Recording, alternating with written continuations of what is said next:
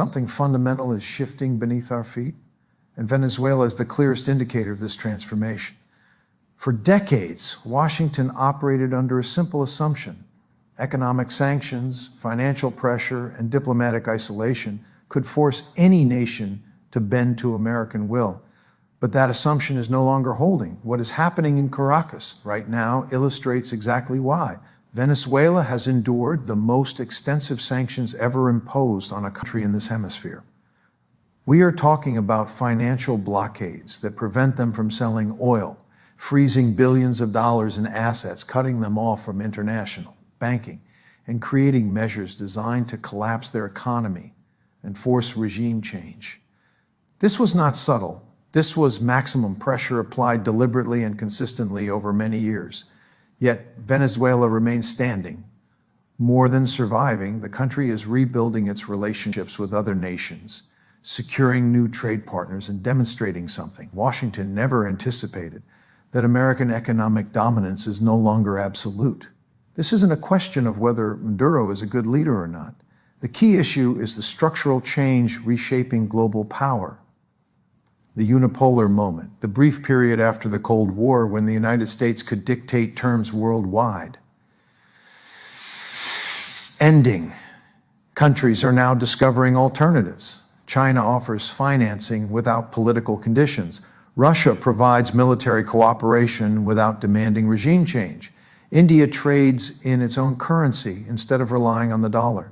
Turkey, Brazil, and South Africa are forging their own paths. The tools that once worked, those that were effective in 1990 or even 2010, are losing their power because the structure of global power has fundamentally shifted. Venezuela is simply the most visible example of this transformation. What happens there next will determine whether Washington can adapt to a world that no longer controls alone. Please be very clear.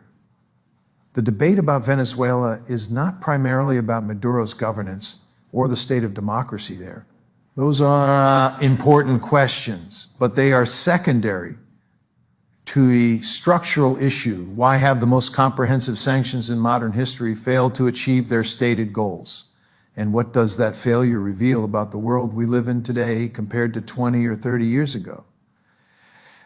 The United States began seriously sanctioning Venezuela in 2014, and those measures intensified dramatically under the Trump administration. By 2019, Venezuela was effectively cut off from the international financial system. Its access to foreign-held assets was frozen. American companies were forbidden from dealing with Venezuelan state enterprises. Other nations were warned that purchasing Venezuelan oil or conducting significant trade with Caracas could expose them to secondary sanctions. This was economic warfare executed with precision, designed to do one thing: force regime change by making the cost of Maduro's continued rule unbearable for both the Venezuelan population and the country's elite. Consider the scale of what was attempted. Venezuela's oil, the backbone of its economy, was blocked from international markets. PDVSA, the state oil company, was sanctioned, cutting it off from global banking. The central bank was frozen, and even the nation's gold reserves held abroad were inaccessible. Humanitarian goods became difficult to import because banks, fearing the complexity and risk of violating American sanctions, refused to process legitimate transactions. This phenomenon, known as overcompliance, meant that even legally permitted activity was avoided entirely to minimize risk. The result was catastrophic. The Venezuelan economy plunged further, and the humanitarian toll was immense. Yet regime change did not occur. And here is the critical question: what changed? There was a time when this strategy would have been fatal. In the 1990s and early 2000s, exclusion from dollar-denominated trade in Western banking systems was a death sentence for any government. Back then, American economic dominance was so absolute that isolation from Western institutions meant isolation from the global economy. But that world has ended. Venezuela's survival demonstrates it clearly. What sustained the country despite crushing sanctions? The answer is simple: alternative partners. China, Russia, Iran, and Turkey stepped in where the West withdrew. providing markets for oil, government financing, technical support, and crucially, access to financial systems independent of the dollar. China had already extended over $60 billion in loans during the Chavez era, much of it backed by future oil deliveries. When sanctions intensified, Beijing didn't abandon Caracas. Instead, it renegotiated repayment schedules and continued accepting Venezuelan oil. Russia facilitated oil exports to Asia and offered technical support to maintain Venezuela's oil infrastructure. Iran sent fuel when domestic refineries failed. Turkey helped monetize gold reserves, providing much-needed liquidity. These relationships are transactional, sometimes exploitative, and not without cost. Chinese and Russian companies negotiated highly favorable terms. But the point is that alternatives now exist in ways they did not a generation ago. Venezuela found buyers, financing, and trade partners willing to work outside the dollar system or under complex barter arrangements. The American toolkit that once worked, financial isolation, exclusion from global markets, denial of credit, encountered a world that had fundamentally changed. Sanctions no longer carry the same coercive power because the architecture of global economic influence has shifted. Let's look at how this works in practice. By 2024, trade between Russia and Venezuela had increased by 64%, significant reorientation of economic relationships.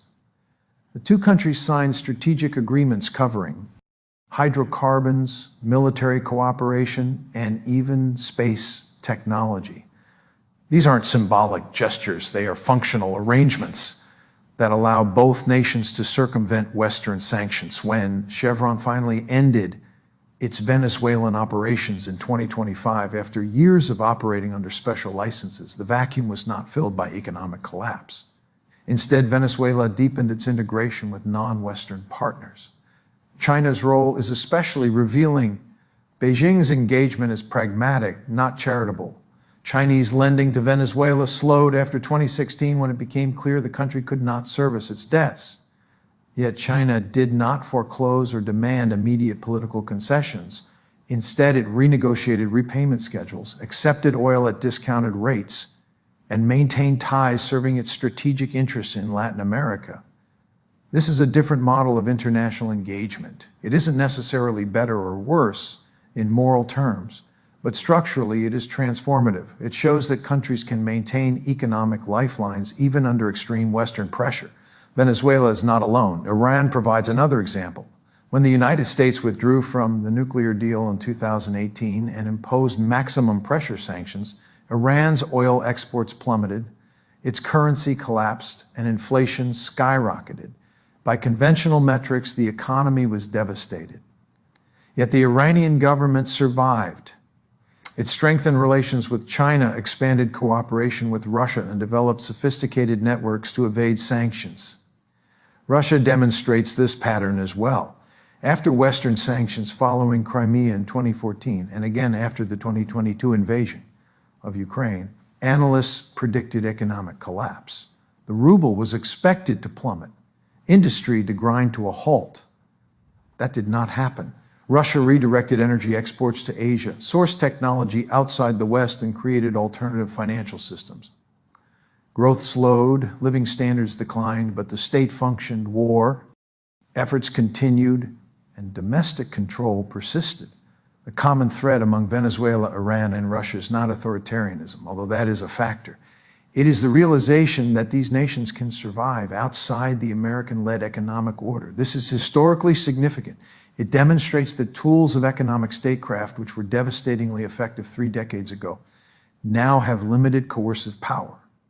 The rise of alternative centers of economic gravity, primarily China, is the key driver. China possesses the financial resources, technological capabilities, and political influence to offer countries alternatives to Western integration. Developing countries now have leverage. When Washington demands political or economic reforms to access finance, these nations can turn to Beijing and ask, what can you offer? China's Belt and Road Initiative is the most visible manifestation of this new system. Over $1 trillion have been invested across Asia, Africa, and Latin America, often with far fewer political conditions than Western loans. China's demands focus on strategic support, market access, and geopolitical positioning, not domestic economic reform or democratic restructuring. Technology plays a similar role in this transformation. For decades, access to advanced telecommunications, digital payment systems, and satellite technology was dominated by Western companies, Ericsson, Nokia, and American providers. Today, alternatives exist. Countries can turn to Huawei, ZTE, or Chinese fintech platforms, satellite technology, digital infrastructure, and even social media platforms no longer require dependence on American corporations. This diversification matters because sanctions often rely on controlling access to critical technologies. When alternatives exist, sanctions lose much of their impact. Venezuela sourced oil industry equipment from China when Western suppliers were blocked. Russia developed alternative payment systems with Chinese AND domestic partners when cut off from Western banking. This isn't about preference, it's about necessity and opportunity. The dollar, long the cornerstone of American economic power, is also beginning to lose its monopoly. The dollar remains dominant, but dominance is not the same as exclusivity. China and Russia have conducted bilateral trade in their own currencies for years. BRICS countries, Brazil, Russia, India, China, South Africa, along with new members like Iran and Saudi Arabia, are actively discussing non-dollar settlement mechanisms. Saudi Arabia has even begun accepting yuan for some oil sales. These changes are small relative to total global trade, but historically significant. Major economies are deliberately building financial infrastructures designed to bypass American oversight. The motives are clear. Trading in dollars subjects countries to U.S. jurisdiction, makes them vulnerable to sanctions, and risks asset freezes. Reducing dollar dependence reduces exposure to American coercion. Regional and international organizations play a role as well. The Shanghai Cooperation Organization and BRICS, often dismissed as talk shops, are creating forums where non-Western powers coordinate alternatives to the U.S.-led system. While these institutions have internal divisions and are not replacements for Western-led structures, they symbolize and increasingly facilitate practical multipolar cooperation. Latin America is particularly illustrative. Historically, the region was considered America's backyard. The Monroe Doctrine established a framework for U.S. dominance over the Western Hemisphere for over a century. Governments aligned with Washington because alternative economic and strategic options were limited. That era is ending. Venezuela is central to this shift. Regional powers like Brazil and Colombia, both U.S. partners, have rejected military intervention and pushed for diplomatic solutions. Mexico continues trade with Venezuela despite pressure from Washington. Even countries skeptical of Maduro resist supporting aggressive U.S. intervention, asserting sovereignty and independent judgment of their interests. China's growing presence accelerates this trend. It is now the largest trading partner for Brazil, Chile, and Peru. Chinese investment spans infrastructure, mining, agriculture, and technology. With these economic relationships, Latin American nations have options. When the U.S. demands disengagement from Venezuela, they can weigh those demands against tangible alternatives. Military power also has its limits. The United States remains the world's dominant military force, but history has shown that even unmatched military strength cannot easily compel political outcomes. Afghanistan and Iraq illustrated that the U.S. can topple governments, but cannot reliably create stable, friendly regimes. The human, financial, and political costs were immense.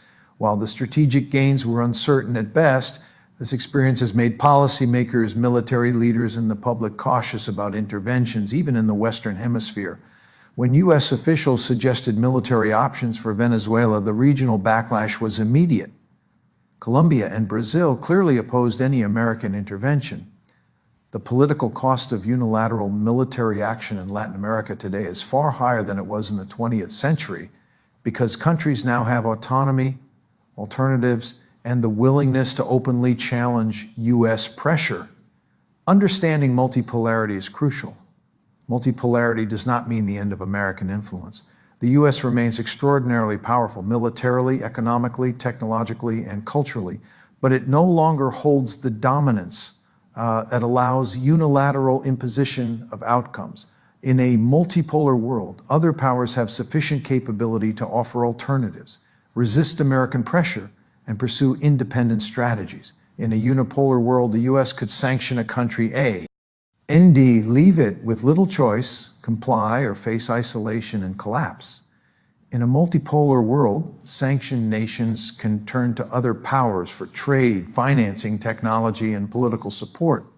Sanctions still impose costs, but the calculation shifts. Governments can weigh the burden of sanctions against the benefits of pursuing independent policies, and increasingly, they find that the costs are manageable. This shift has profound implications for U.S. foreign policy. For decades, economic coercion was a low-cost, effective tool. Disapprove of a government? Impose sanctions. Want policy change? Tighten them. That approach worked when alternatives were scarce. Today, with non-Western partners providing viable options, sanctions still hurt populations but often fail to produce the desired political results.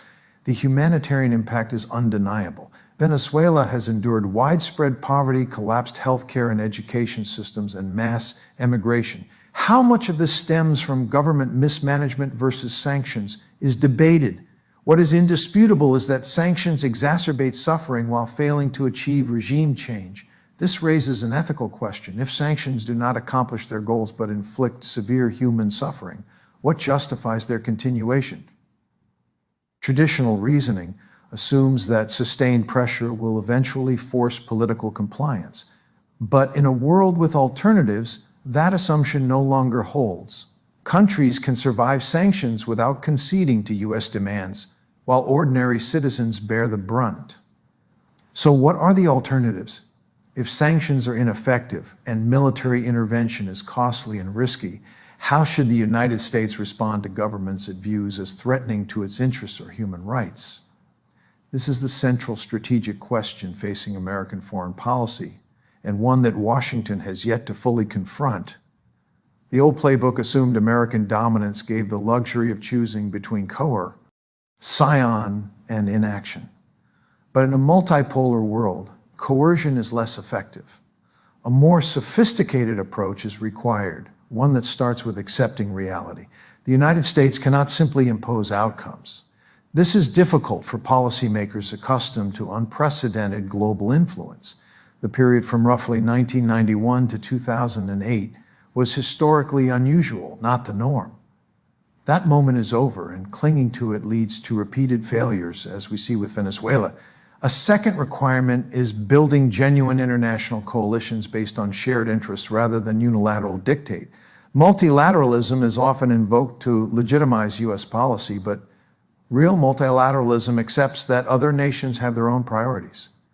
Compromise is necessary, and collective action may be slower or less decisive. But it is increasingly the only way to achieve meaningful outcomes. Third, policy must engage with the world as it exists, not as we wish it were. China is a permanent power, Russia remains influential, and nations will pursue independent interests. Sanctions cannot restore unipolarity. The U.S. must recognize that multiple centers of power will shape the international system, and that influence, while significant, is no longer absolute. In Venezuela, this reality is stark. 20 years of sanctions and attempts at regime change have failed. Maduro remains in power. The opposition is fragmented, and the humanitarian crisis continues. Persisting with failed strategies risks doing more harm than good. A more pragmatic approach would involve direct engagement with both the government and opposition, aimed at gradual political liberalization and economic stabilization. This requires accepting uncomfortable truths. Maduro is not leaving in the immediate future, and Venezuela's ties to China and Russia will persist. Any transition will be gradual. But such realism is necessary if the United States wants policy that works rather than policy that repeats past failures. Domesty. See, politics complicate this approach. U.S. public discourse rewards tough rhetoric and punishes perceived weakness. Suggesting negotiation with Venezuela is often framed as appeasement. undermining democracy or surrendering to dictatorship. Political incentives thus push toward continued confrontation, even when it is ineffective and harmful to ordinary citizens. The broader lesson is clear. We are transitioning from one global order to another, and transitions are messy, dangerous, and slow. The unipolar moment is ending. A multipolar world is emerging. Institutions, norms, and practices that dominated for the last 30 years are being challenged. This transformation will take years, possibly decades, and its outcome will determine whether the 21 stone century is relatively stable or chaotic. The lesson from Venezuela extends far beyond its borders. The United States has immense influence, but it is not unlimited. Clinging to outdated strategies, assuming that sanctions or economic isolation will compel compliance, risks undermining both national interests and credibility. The world has changed, and Venezuela's resilience illustrates this starkly. Despite decades of sanctions, Maduro remains in power. The opposition remains fragmented. Ordinary Venezuelans continue to suffer. This is not a story of Venezuelan strength alone. It is a story of how the global balance of power has shifted. The architecture of international influence has evolved, protecting even weaker governments from the full force of American coercion. This shift requires a fundamental reassessment of policy. Persisting with failed strategies because they were once effective is not wisdom, it is stubbornness. Sanctions are still a tool, but they can no longer be relied upon to achieve regime change or compliance in the way they once could. Meanwhile, their humanitarian costs remain real and severe. The broader implication is that the unipolar world, where Washington could dictate outcomes unilaterally, is over. Multipolarity is emerging. The United States retains significant power, but it now operates in a world where China, Russia, India, and other nations provide viable alternatives to the Western-led order. Countries can now survive outside the American economic and political system. American foreign policy must adjust. This requires realism about both capabilities and limitations. Policies must recognize that multiple centers of power exist and that influence is no longer absolute. Attempting to restore unipolarity through coercion alone is not only futile, it is counterproductive. It risks exhausting resources, creating humanitarian crises, and eroding credibility globally. Venezuela serves as a test case. It is not the only example, nor the most critical, but it is a clear signal that old assumptions no longer hold. American policymakers cannot act as if alternative economic, technological, and political options for other nations do not exist. To navigate this new era successfully, U.S. foreign policy must incorporate strategies that reflect reality, not nostalgia. The fundamental question is whether the United States will adapt to this new world order or continue to act as if the past can be restored. The evidence so far suggests the latter. Economic isolation, political pressure, and threats of intervention persist, but the outcomes have changed.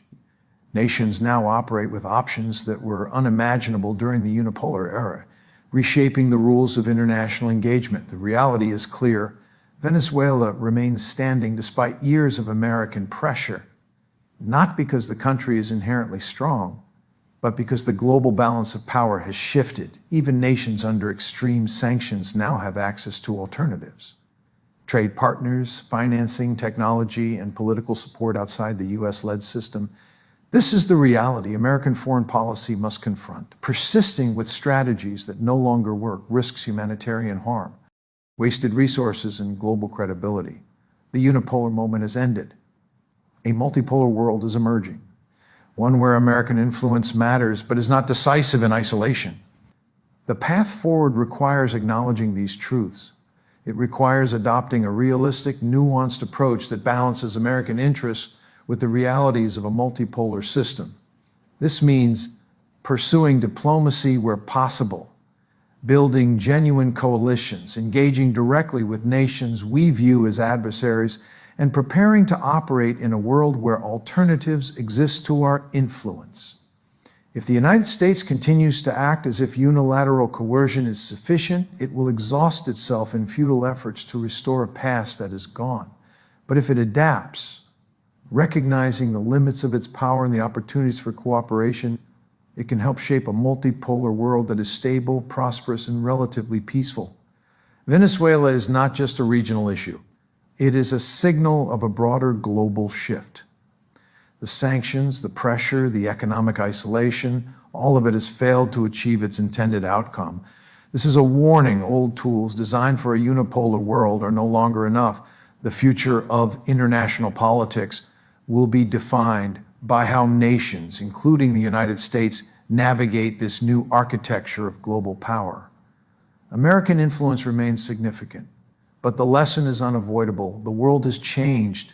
Multipolarity is not a threat to American power. It is a reality that must be managed wisely. Understanding and adapting to that reality will determine whether the 21 Stone century is marked by cooperation or conflict, by stability or chaos. Venezuela, despite everything, stands as proof that the rules have changed. How the United States responds to this new world will define its role and credibility for decades to come. That is the challenge, and that is the reality of the era we now inhabit.